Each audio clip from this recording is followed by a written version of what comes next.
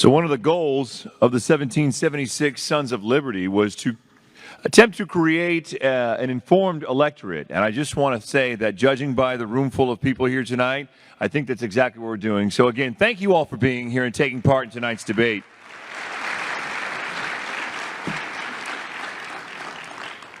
We'll first bring out the current district attorney for Kings County, Mr. Keith Fagundes. Keith was born in Kings County and has dedicated his professional and personal life to public service in many forms. He has earned a BA degree from Fresno Pacific University and attended San Joaquin College of Law in Fresno. He has been a prosecutor and litigator in Kings County for nearly 20 years, having prosecuted nearly every type of control case that exists. For the past 3 years, he has served as your elected district attorney, leading the Kings County District Attorney's offices. Ladies and gentlemen, Keith Fagundes.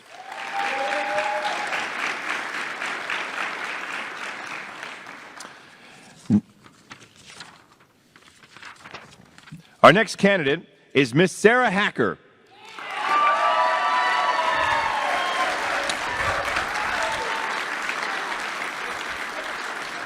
Sarah is an attorney who has practiced in Kings County for over 16 years. As the Kings County Deputy District Attorney for 9 years, from 2006 to 2015, she prosecuted cases involving homicides, gang offenses, sexual assault, white-collar crimes, and juvenile offenses. Since 2015, she has worked for the Diaz Law Firm, and since 2019 has served as partner and taken on a management role. Ladies and gentlemen, Sarah Hacker.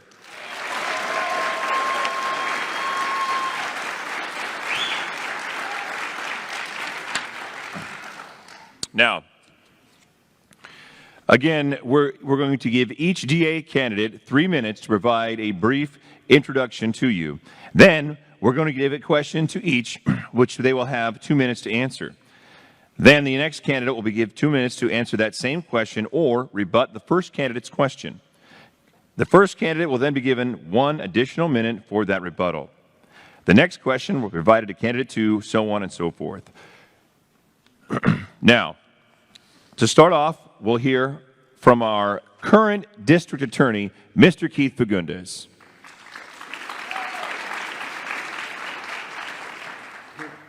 Well, good evening. I'm Keith Fagundes, your district attorney. I was born and raised here in Kings County, as Mr. Mora mentioned. I was raised the youngest of a family of 7. We knew the value of hard work and what God meant in our lives. I'm still a practicing Catholic, and I volunteer and donate time to my church. I'm the CEO of a nonprofit called the St. Peter's Foundation, which raises money for Christian education. And hard work has always been the underpinnings of our family. When we had time off, we just worked hard around the house. And when that was done, we worked harder to find other things to do to enhance our community.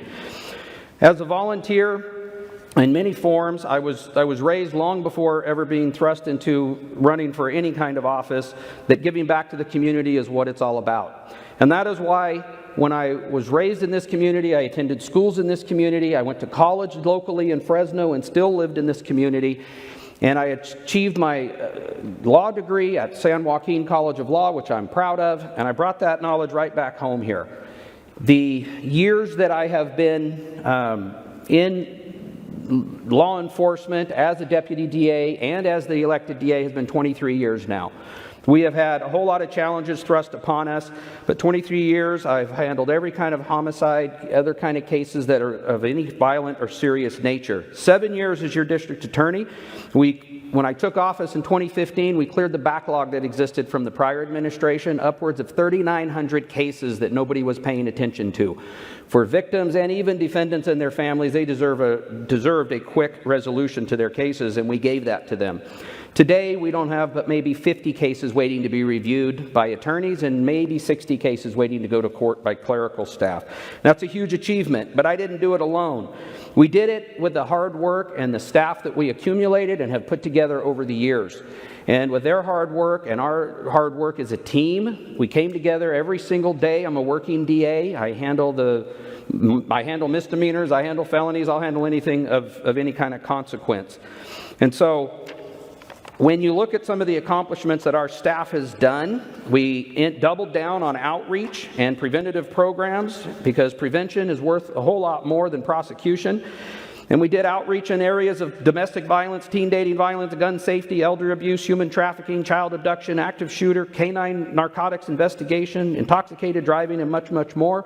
We instituted the DA's Victim Witness Assistance Program. We took that over from probation in 2015. And recently we've added a mass victim casualty unit because we want to be prepared for that eventuality that we never hope happens. Ladies and gentlemen, I'm asking for your vote as district attorney because we have been fiscally responsible, bringing more than $28 million to your county, saving the general fund more than $4 million, making sure violent criminals stay in prison by sending a live body or somebody in person at every parole hearing for every violent criminal. I'm endorsed by the Hanford Police Officers Association, the Hanford Firefighters Association, CCPOA, prosecutors, and the Latino Roundtable. I respectfully ask for your vote. Thank you. And now we'll hear from Sarah Hacker. Good evening, everyone. Thank you for being here. My name is Sarah Hacker, and I'm running for Kings County District Attorney. I want to thank you for being here today and being present to hear about the pressing issues involved in the Kings County District Attorney race. For those of you who don't know me, I am a resident of Kings County, and I have been for almost 20 years. I live in Hanford with my dog Bear, and I've been an attorney for 16 years. The first 9 of my 16 years was spent at the Kings County District Attorney's Office. There, I was a deputy district attorney, and I had prosecuted a number of different types of cases, such as murders, arsons, gang crimes, white-collar crimes, and sexual assaults. I was proud to serve my community. In 2015, I left the DA's office and I joined Diaz Law Firm. It is one of the largest law firms here in Kings County. And in 2019, I became a partner. And since then, I've been managing approximately 25 people in a legal office. I am committed to public safety, and this commitment came about on 9/11. On that day, I was working at the Capitol in Washington, D.C. I was working for a Congressman, Eric Cantor. And on that day, I witnessed one of the worst attacks on American soil ever. That experience created or set forth 2 major principles that govern my commitment to public safety. Those principles are, when you see those who intend to do evil, you must stand up against that. The other principle is that you have to protect those who are defenseless. Over the last 7 years, I have seen the DA's action, and his actions have called to question his integrity. I am compelled to stand up because I know I can do better.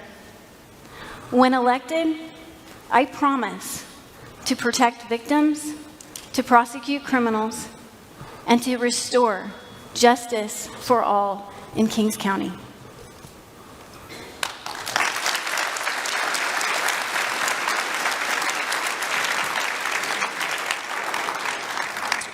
All right. We had a coin flip earlier, and Mr. Fagundes was the winner of that coin flip. So, Mr. Fagundes, you'll have the opportunity to answer first.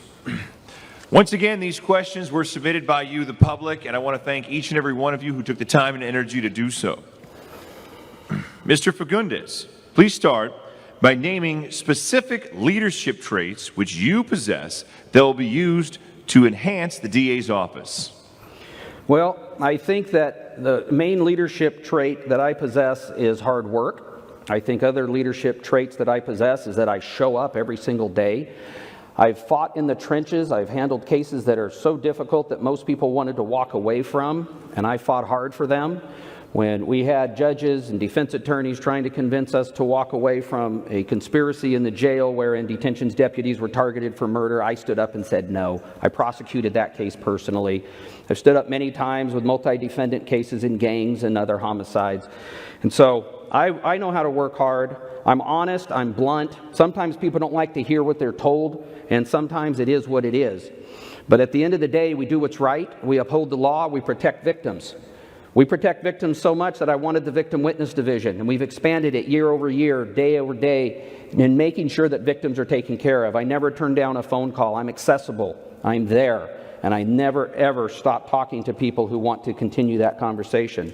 So leadership traits, I know how to lead people, and it takes more than leading just 25 people. We have 67 people that we have to accommodate and give what they need every single day to expand their working environment.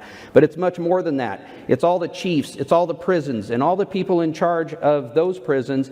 It's our board of supervisors, it's our local hospitals, it's our local superintendents and educators that I'm in communication with, and I'm willing to do anything that's necessary. We've doubled down on SARB cases, the Student Attendance Review Board, making sure kids get to school.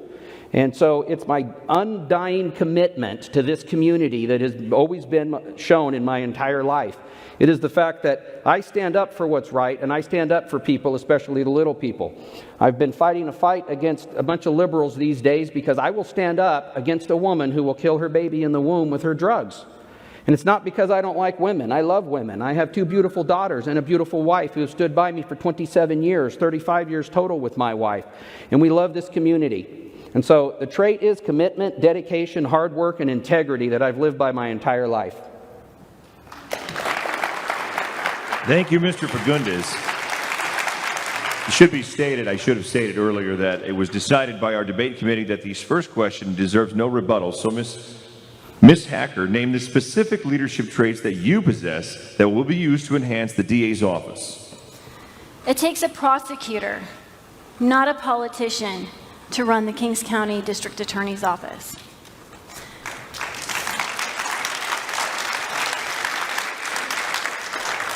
Right now, the District Attorney's office is spreading their resources too thin. Raising awareness is fine, but that is not the mission of the office. The mission of the Kings County District Attorney's office is to prosecute cases fairly, equally, and justly. Also, a DA must be objective. There can be no bias or favor to one group or person. As your district attorney, I will not work for the Good Old Boys Club.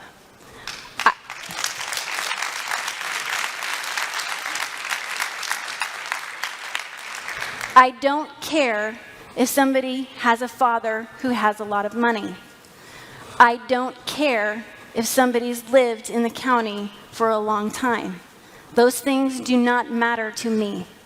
I promise you that I will prosecute cases based on the merits of the case, not by any political favor. If the district attorney's office fails in this mission, then our criminal justice system fails. Sheriff Robinson lost confidence in the current DA, and he has endorsed me because he knows that he can work with me to ensure fair prosecutions in Kings County. Thank you, Ms. Hacker. Mr. Fagundes, as district attorney, without media and political influence, how would you handle a controversial officer-involved shooting of a suspect while making sure the officer and suspect's family receive equal justice? Well, we've done that countless times already. We show up, we visit crime scenes, but we do it the same way that we make sure that every victim of crime and the defendant receive equal justice. You know, being part of a crew that will stand up to the good old boys is what I'm all about. It is probably why you hear so much negative controversy these days, because I don't go with the good old boys. I'm not your typical politician because I show up to work every day. So we make sure that every case is looked at fairly and balanced. We look at the facts of the case, and we don't let outside influence dictate what we would do. If we did that, then we would, when we had the liberal media begging down our door, threatening me and my family because we prosecuted people who kill babies in the womb, well, then we would have caved in. But we didn't cave in. We're still fighting it. That's why the onslaught of the hatred these days. When we live in a world where if they want to invoke Sheriff Robinson's name, well, Sheriff Robinson should have come to the office and expressed some concern, but he never did. He never did till after he was wasn't challenged in an election, and then all of a sudden he wants to voice a concern. But Sheriff Robinson knows that we're the best choice to handle officer-involved shootings and his other victim crimes. That's why Sheriff Robinson called me when he wanted me to look at the videos of his officers involved in things. That's why Sheriff Robinson knows he doesn't want the Attorney General handling those OISs. He wants me handling them because I am fair all the way around. So as far as good old boy, just look around, folks. I'm anything but the good old boy. I stand up to what's right, I uphold the law, I protect victims, and I do what's right. And I've never had a case where anybody with any kind of money influenced me. Nor have I had a case where any politician has attempted to influence me, because they know what the answer is going to be. And that is what the law says, it is what the victims need, and it is doing what's right. So, with the last 19 seconds left, look back 7 years and the other 23 years that I've been in this business. And I've been up straight, fair, and that's why I have the endorsement of all of law enforcement and the Kings County Republican Party. Because I know Kings County values, I know what we stand for. I'm certainly not standing on a street corner with ABC 30 posting or protesting the murder of an infant. Ms. Hacker, as District Attorney, without media and political influence, how would you handle a controversial officer-involved shooting of a suspect while making sure the officer and suspect's family receive justice? This question is pertinent because we have seen numerous controversies, particularly over the 2020 summer season, involving officer-involved shootings. And in order for our system of justice to remain intact, the district attorney has to fairly review cases and objectively look at them. I will not succumb to pressure from any group or organization, but rather I will review each and every case involving an officer-involved shooting and evaluate the case on the merits. The only standard that a district attorney should evaluate a case, even an officer-involved shooting case, is whether or not you can prove the charges beyond a reasonable doubt. There should be no other influence involved in these kind of decisions. Thank you.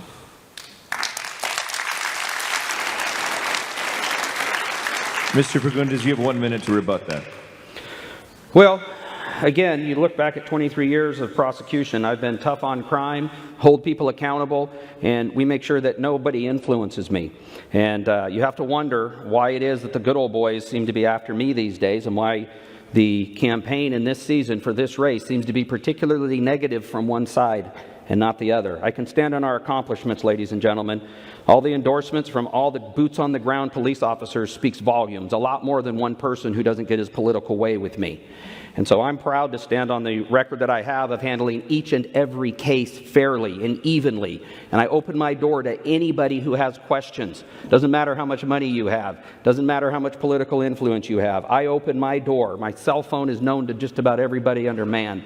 And I'm proud to handle those tough conversations. And so that fight, that grit is what I'm all about, and it's how I've proven to be successful all these years in this thing, in this DA's office. And certainly it's not just me. There's 67 other people who helped me do this job well, and I appreciate every one of them.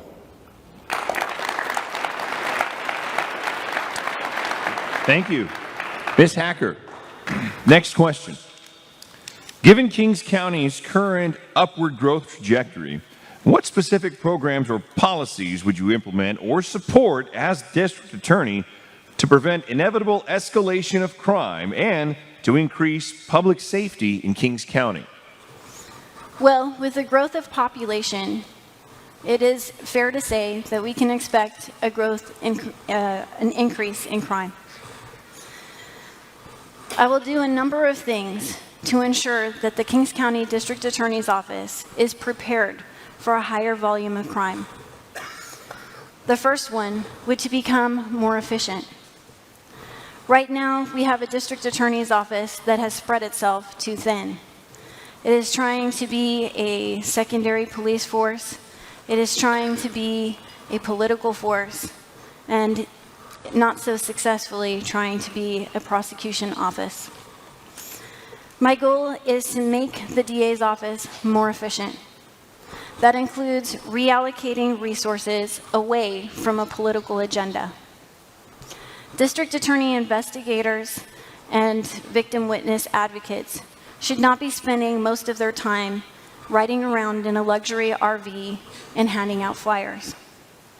They should be devoted to investigating crimes and assisting victims through the court process. In addition, I will ask the Board of Supervisors to increase the budget for staff to accommodate a higher volume in cases.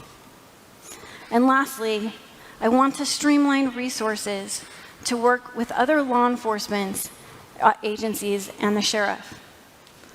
Currently, our district attorney's office has taken on a lot of extra programs that overlap or conflict with our very capable law enforcement officers. What we should be doing is ensuring that the process of investigation of crime and prosecution of crime is streamlined so that no one agency does the same work as another agency.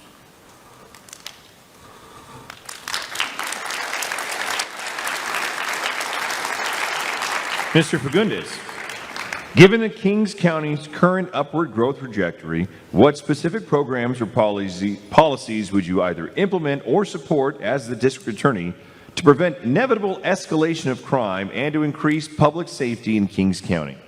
You said the word prevent, and that's what my opponent doesn't think is necessary, is prevention. You have to hit it from all directions. We have a highly qualified team of prosecutors, clerical staff, investigators, as well as victim witness staff who meet every benchmark that has been put before them. And in this last 7 years, we took an office that was riddled with backlog of cases that my opponent was instrumental in allowing to exist. When I took office, it was a big wall of paper that just sat there and nobody seemed to care. We brought attention to it, we fixed it. We are the most efficient DA's office this county has ever seen. We have less than 2 to 3 days from your case being submitted to us that it is either filed or sent back for further or handled appropriately. So we are the most efficient office in the state, quite frankly. We were the first to go paperless, and we are the first to be a zero backlog day over day, and I watch that day over day. So for anybody to stand here and want to ridicule a mass victim casualty unit that we are preparing with the help of this community to be prepared for the inevitable, horrible, tragic event that may occur, whether it's an I-5 collision or an active shooter here in our own community, it will happen, and we have to be prepared for it. So we're already doing those things. I've already increased the budget nearly by $5 million since I've been there, but also saving $4 million total and bringing in $28 million over the last few years. So I don't have to go and beg the Board of Supervisors for the sheriff to help me out to increase my budget. I already made it happen. And my team has made it happen with me. We've already streamlined resources. Anybody can call me, and I, from my phone, will give you information. A lot of you here in this room have done that. And I know you know that the efficiency of this office is far better than it's ever been under the Strickland Hacker administration. They let that thing spin out of control that it took us 2.5 years to fix. We also had to work with the courts to get them to go paperless to receive complaints in order to clear their 2,500 case backlog. We went and worked at the sheriff's office 2 months before he endorsed my opponent to streamline his records clerks and getting more work off of their desk without putting more work on our clerks. But we did it proudly, and we did it efficiently. We are the most efficient office. Ms. Hacker, you have 1 minute. The Hacker-Strickland administration is a misnomer. I was not in management under Mr. Strickland's term in office. So I did not allow instrumental paperwork or excessive paperwork to exist. The fact that Mr. Fagundes touts that he has cleared a backlog is just part of his job. It's not anything special. A district attorney should be able to manage his caseload and do the job that is at hand. And why are we investing money in luxury items for events that have never occurred in Kings County? Couldn't we use those resources for things that happen all the time? Thank you.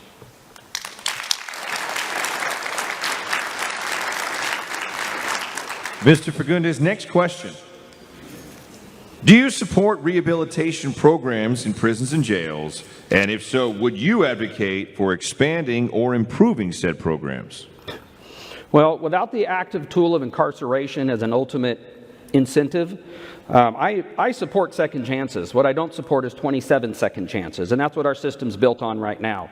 I've been an advocate for many years that 120 days minimum is what needs to be done on any under the influence cases in order to dry people out. Every treatment provider we've ever talked to has said that.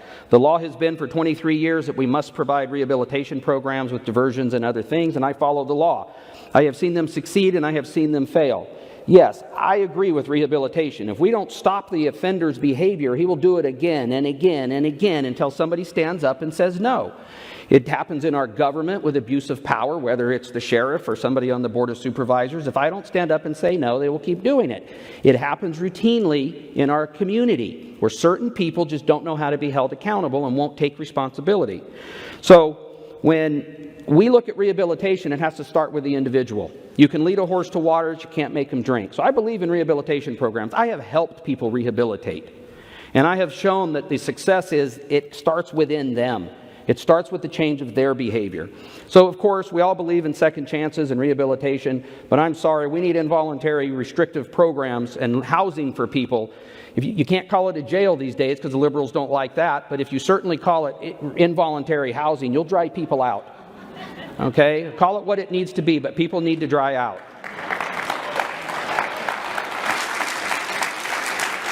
But it's also forward-thinking, preventative programs like mass victim casualty. It's also thinking of child advocacy. When our staff, Perla Trejo and Trish Cezino, wanted a child advocacy unit, we found it for them. When they wanted a new car and equipment to make it successful, we found it for them.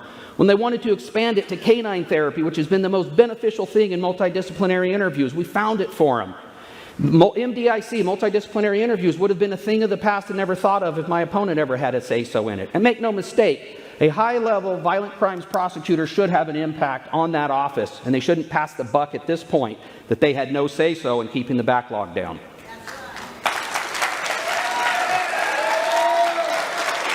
Ms. Hacker, do you support rehabilitation programs in prisons and jails? And if so, would you advocate for expanding or improving said programs?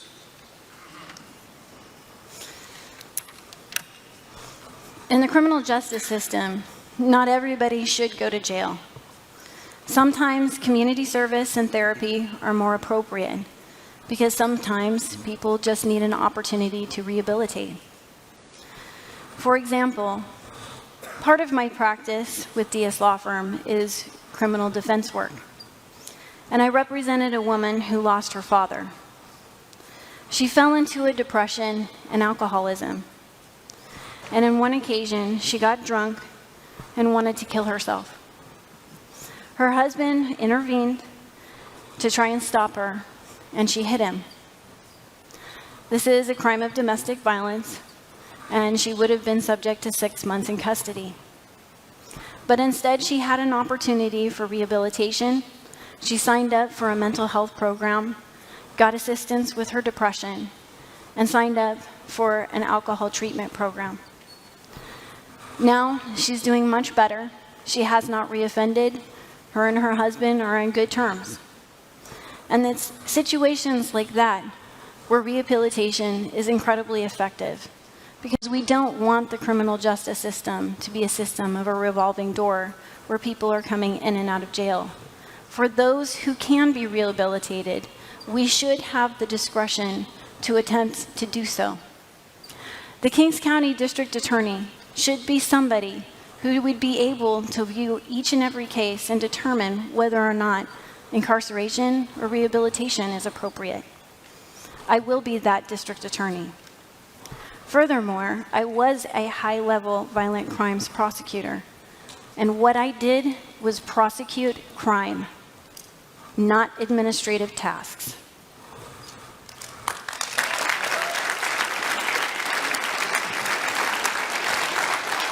Mr. Fagundes, you have 1 minute, sir. Correct. Well, we also have a DA deferral program that we've done in the office, and when families show up and say, our loved one did wrong and here's the program we have, we tell them, go for it. Prove to us before you come to court that you don't need the system to fix your problem. We don't want to raise your children. We don't want to raise your adult children who started drugs when they were 15. We want you to do that. Onus and burden on the people who created the problem to fix the problem. And we work with people. And we have not filed some cases where people have beat the statute of limitations because they stayed sober. We have shown that. Even in domestic violence situations, when people have come to us and made their case what it is, we have worked with them to make sure that it happens with the least amount of impact on the rest of the people involved. And so we have shown these kinds of programs, and we've shown that we're successful at it, quite frankly. There's not much more to say with that. So we're successful at our jobs. We don't do things unfairly. And we're the best DA's office that this county has ever seen. Thank you. Ms. Hacker, California's self-defense laws generally give you the right to defend your home from threats. As district attorney, would you advocate or support for California to implement an actual stand your ground statute?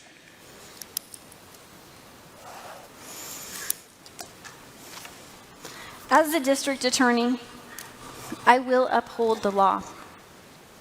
And at this point in time, if somebody breaks into someone's house at night or with a person present, there is an implication that that person means to do you harm. I would advocate, or I would look at a case where such a situation would exist and consider the homeowner's interpretation of the events and whether or not that intruder had posed a threat of harm to the homeowner or to his family or her family. I believe that self-defense is an absolute right under our society and our community, because those who do us wrong must have some barrier. We can't just rely on the police to help us. We have to be responsible citizens and to defend ourselves in appropriate situations. Thank you. Mr. Fagundes, California's self-defense laws generally give you the right to defend your home from threats. As the district attorney, would you advocate or support for California to implement an actual stand your ground statute? I think stand your ground statutes are great, but we already have them here in Kings County because I'm the district attorney, and everybody knows that that's what I stand for, is stand your ground.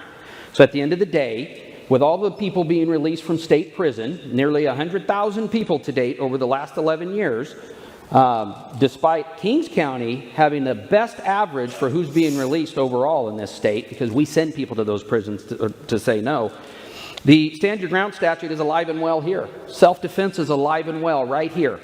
And that is why, with the horrible people being released on the streets who are a danger to this community, if somebody is in your home, you should fear for your life. And that's all I'm going to say. Ms. Hacker, you have 1 minute. In my opponent's answer, you find a fundamental flaw in the way that he believes the prosecution should be. He told you that stand your ground exists in this county because I'm your district attorney. That is improper. The district attorney does not make legislation, that the district attorney does not write the law. The district attorney enforces the law. So in California, we have our laws that says that a homeowner need not retreat if someone invades or breaks into their house. And that is the law. But for my opponent to say, stand your ground exists because he says so, is a violation of his office. He does not make the law.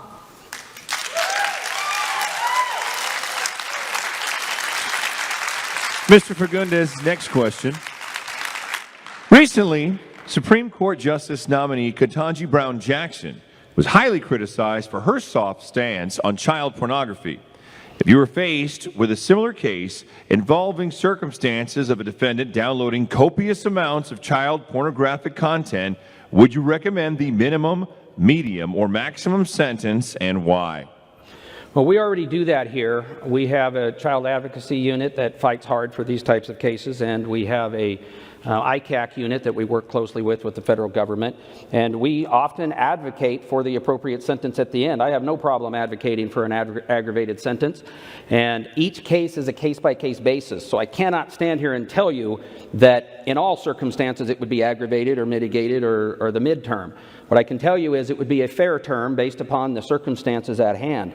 Because as the district attorney, if you allow yourself to be weak and only be a sheep and follow whatever Rob Bonta in Sacramento tells you to do, then you are not upholding the values of this county. This county has certain values, and we are entitled to, and in fact we are required to, interpret the law and enforce the law according to our community values. So of course we follow the law, and we will ask for aggravated terms when they're appropriate. We will ask for the mitigated when they're appropriate. And we will ask for the middle term when they're appropriate. There's no blanket answer. I can't say that because you need to look at each case and see the outcome for each defendant to stop their behavior and to punish them appropriately. Ms. Hacker, recently Supreme Court Justice nominee Ketanji Brown Jackson was highly criticized for her soft stance on child pornography. If you're faced with a case involving similar circumstances of a defendant downloading copious amounts of child pornographic images, would you recommend the minimum, medium, or maximum sentence, and why? Well, I'm going to first start out saying that crimes against children are absolutely disgusting. And we as a community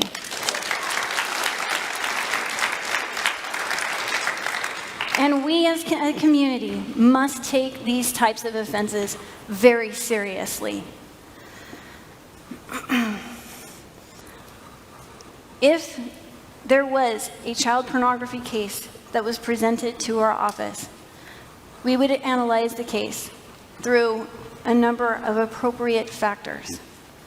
However, those factors would include the amount of child pornography, whether or not the offender had been convicted of any child-related offenses before, if the person has a prior criminal history, and determine whether or not a fair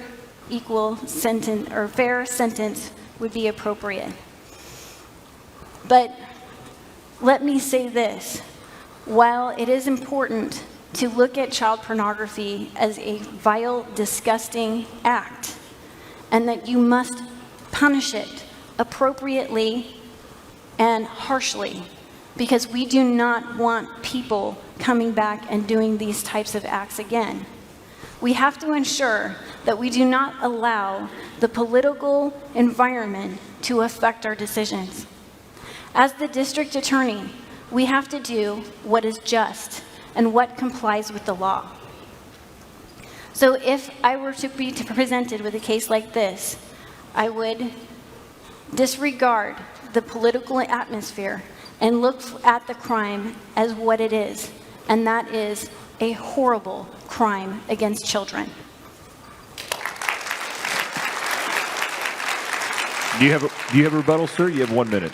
No, that's essentially what I said. It's a case-by-case basis. You have to do it fairly and evenly to prevent the conduct. And quite frankly, we already do that. We're not swayed by political or people with money or power. We just don't do that. Thank you, sir. Ms. Hacker, in regards to the recently proposed Assembly Bill AB 2223, also referred to as the Reproductive Health Bill, which was discussed earlier this evening by our congressional candidates, at what point do you believe taking the life of a fetus or baby should be prosecutable? My personal beliefs are irrelevant because as the district attorney, I am charged with enforcing the law. And that is my promise to Kings County if elected. I will enforce the law as it is written. On this point, the current district attorney and I differ. He has illegally prosecuted women for stillborn deaths, knowing that his actions are against the law. The Attorney General, in January of 2022, issued a legal alert to all district attorneys in California. This legal alert told district attorneys not to prosecute women for stillborn births, even if a woman might be at fault. But instead of following the advice of the Attorney General, this current district attorney ignored the legal alert and continued his illegal course of action. Because he ignored the Attorney General, Bay Area Democrats have then introduced this bill 2223 to make it absolutely clear, to clarify that these prosecutions are unlawful in California. I will follow the law, and I will ensure justice for all. Mr. Fagundes. I know the question. Let me just answer it. Okay. AB 223 is a law that will inhibit murder. That's all there is to it. It will just invite murder constantly. That's all there is to it. Hold on, I've only got a few seconds. For somebody to stand here and separate their personal beliefs from whatever their lifelong upbringing has been and set it aside as your district attorney is absurd. If you don't stand for something, you stand for nothing, and that is the bottom line. AB 223 specifically says, when you read that statute, that the current law allows prosecution for these situations. In fact, it demands that the sheriff coroner do the autopsy on these stillborn fetuses because they are entitled to rights. The law requires the hospitals to report these kinds of things because it's wrong that people will abuse their fetuses at a viable stage. It is wrong. The law stands for right and wrong. If you're going to be a puppet and a weak milquetoast person who's going to just do whatever the law says, and if you want Rob Bonta to be your district attorney, then vote for the opponent. Rob Bonta is a liberal who doesn't believe in our values. If you want someone who's going to fight for our values, then I'm your candidate.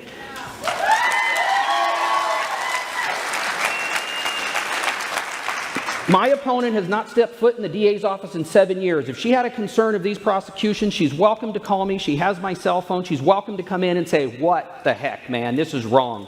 And I'd have had that conversation. I would have educated her on the law and shown her how this law stands for what we are doing here. The fact that other DAs across the state are too weak to stand up to Rob Bonta and the liberal machine who want to kill our babies is not my problem. I'm going to do what's right and do what's right here. In my opinion, and yes, a DA's opinion matters. That's who guides policy. That's who sets the ship in motion to make sure it sails down this path very smoothly. Not somebody who's just going to do what the sheriff or the board tells them or what Rob Bonta tells them. So if you want a liberalism to enter this county, go with Rob Bonta. Ms. Hacker, you have 1 minute. If you want a renegade to continue running this county, then you will not have justice. AB 223 would give people like defendants that Mr. Fagundes is prosecuting the right to sue our county for these illegal prosecutions. His course of action is rogue. We, as district attorneys, are bound by the law. When we take the oath of office, we have to promise to uphold the Constitution and the laws of this state. And for the district attorney to go rogue and renegade and prosecute somebody illegally is wrong.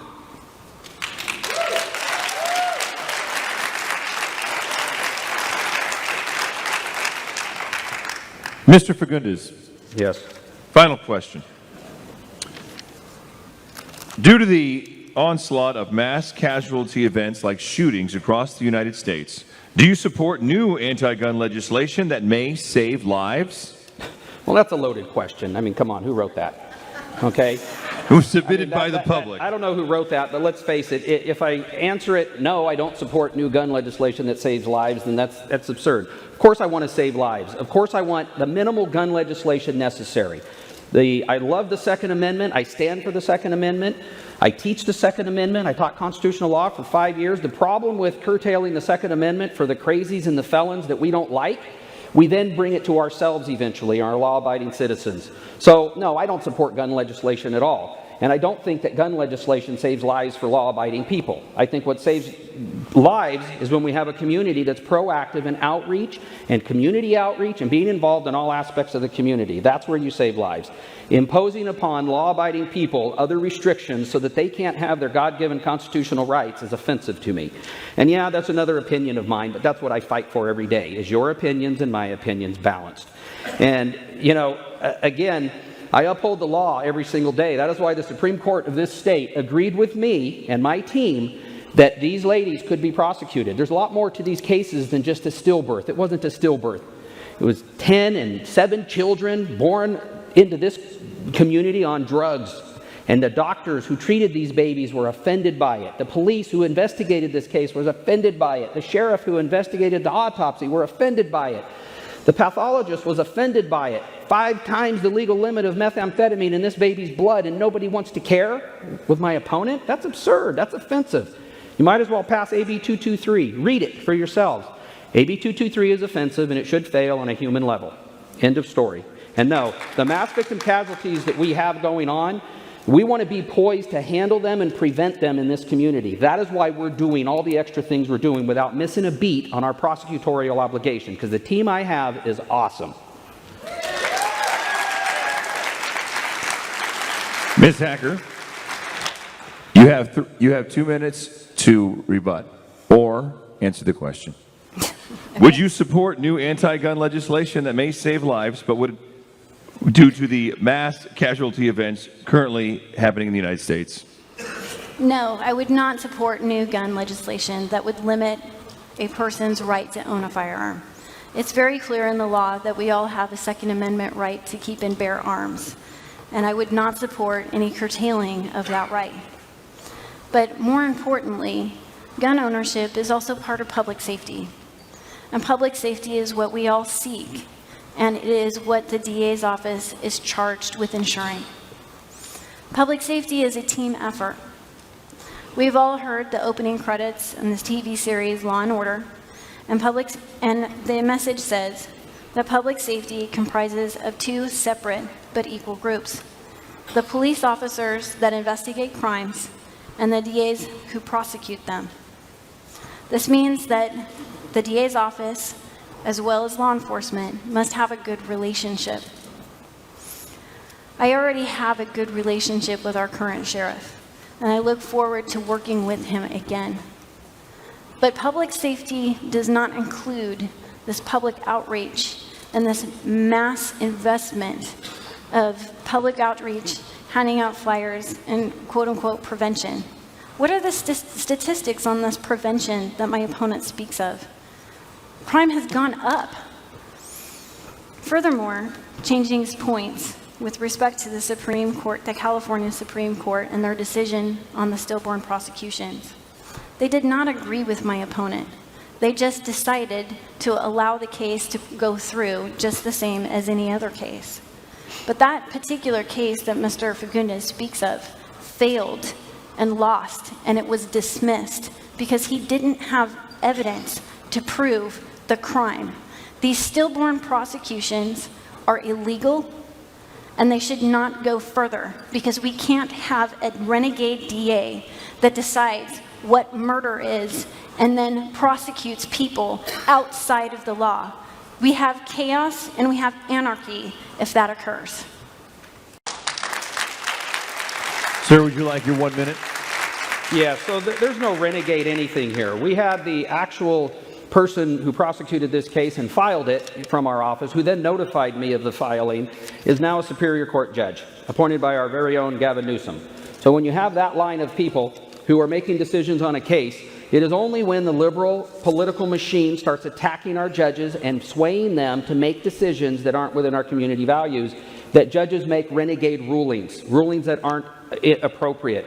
So yes, that case was ultimately dismissed. We can refile it. We may refile it, depending upon AB 223.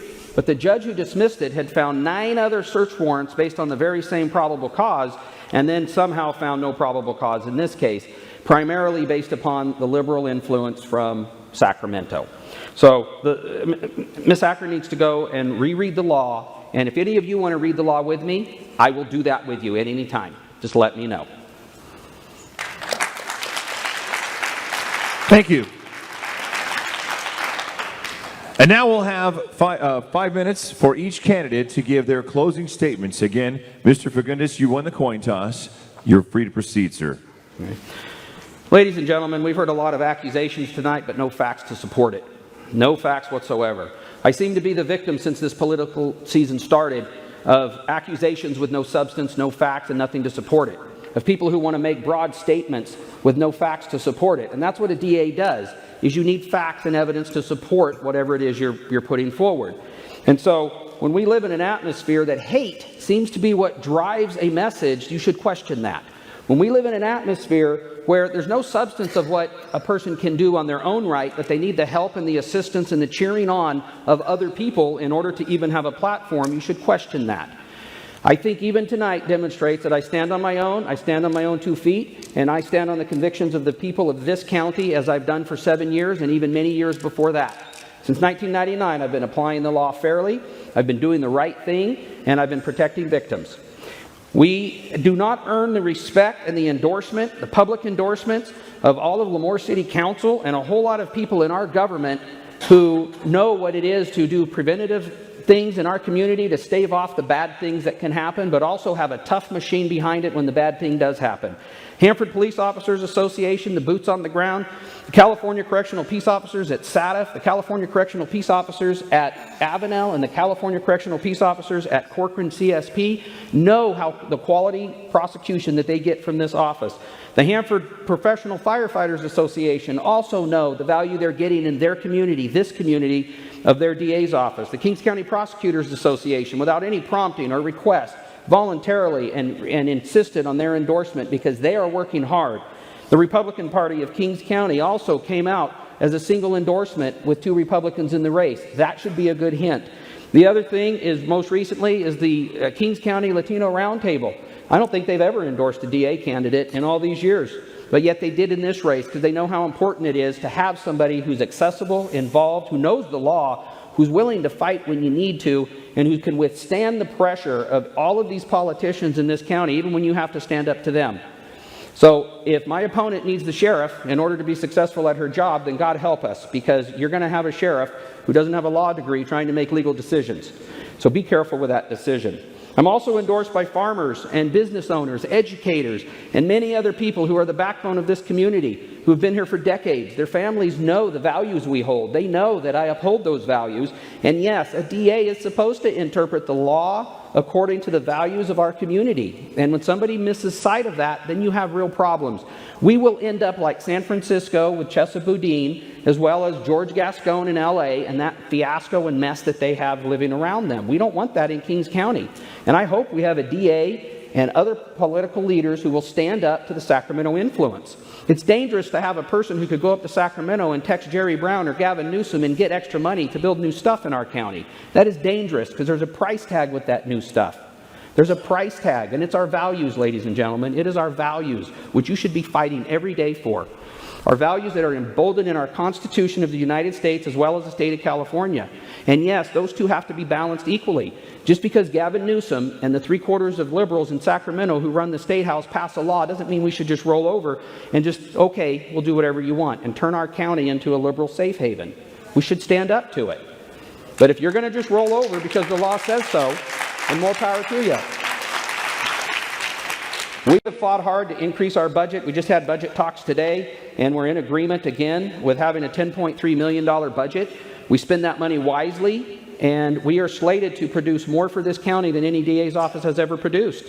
You know, when our staff stands up and asks for something, it's our job to fight for it, and we get it for them. We have been extremely successful. You've heard rumors and lies that there's a morale problem in the DA's office. That's false. More false information. There may be a couple employees who aren't happy in the moment, Because I heard once a long time ago with leadership, you'll make everybody happy, just not on the same day. And I've witnessed that for 7 years now. Doesn't matter what you give somebody, they want more. They want more. And when they don't get it, then they complain and they bite back. And people are nasty and ugly when they don't get what they want. We see that in criminals, and we see that with disgruntled employees. So at the end of the day, ladies and gentlemen, we have 7 years of a track record of being efficient, getting your cases through, being available and open for discussion and conversation. We are never shut out somebody because of their political views or how much money they have. And I can demonstrate that with specific examples. Where other groups run off those people who might have a drug problem, we welcome them in. Where other groups run off people who have a mental health problem, we welcome them in because we try to help them with their mental health problem. We get them to the right resources. We are fighting now for a family justice center that will consolidate county resources because that's important. If we keep meandering the way we're going, this county will fail and fall prey to the liberal attitude that this state has seen all over the state. We need to fight for the values that we have. And at the end of the day, ladies and gentlemen, I am respectfully asking for your vote because this county is better off today than it's ever been.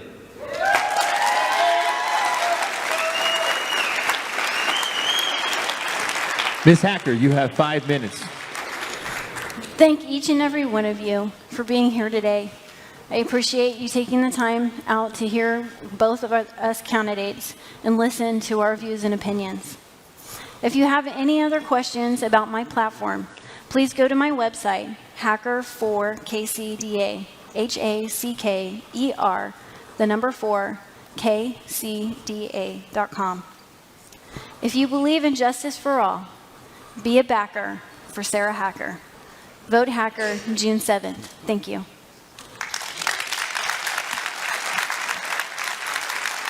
Thank you very much. Hopefully you've come here tonight and you've had some of your questions answered, and if not, I want to remind you that both of these candidates and all the candidates that we've had up here have made themselves open and available to each and every one of you, and we continually ask you to do your own research, continue to find out, with the best of your knowledge, who is the best candidate and who you should vote for. Before we conclude tonight, I'd like you folks to please stay where you're at. I'm going to invite the entire 1776 Sons of Liberty board up here, and Joseph, would you please lead us in prayer before we close it out? And again, Larry Faria, would you come out here, please, also? Our 1776 Sons of Liberty president. Let's give them all a big round of applause.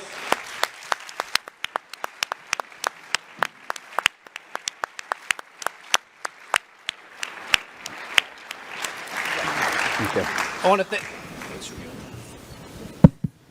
want to thank everybody for coming out tonight. I want to thank the candidates and the citizens. Remember, when casting your vote on Election Day, the Constitution was written by patriots who were tired of being ruled without representation. Be certain your chosen candidate is going to represent you and your values. All right.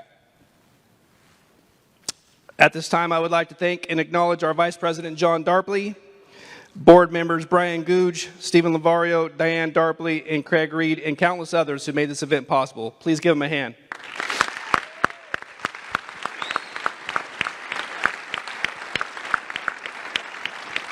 We're going to end this gathering as we end all our gatherings with prayer. Father, we thank you tonight for all of those who attended, and give us all traveling mercies as we head for home. And we pray that you'll move upon the hearts of all of our citizens in our country.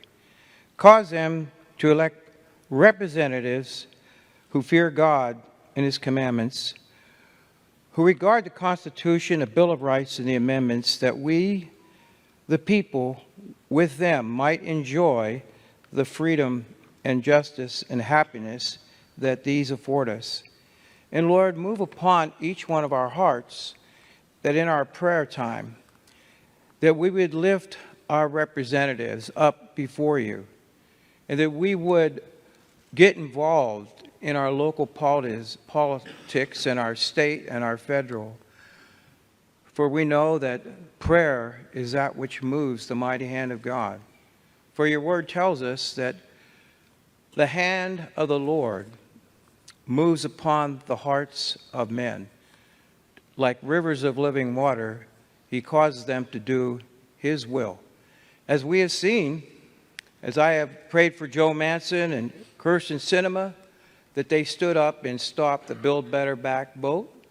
And so it doesn't matter what political affiliation that they represent. We need to elect people that fear God, again I say, and regard the Constitution and Bill of Rights and our amendments, that we might be a blessed people, and that the blessings of God would be upon us, our children, grandchildren, and great-grandchildren. May God be with us as we pray that He would be involved in each one of our lives. In Christ's name, amen. Amen.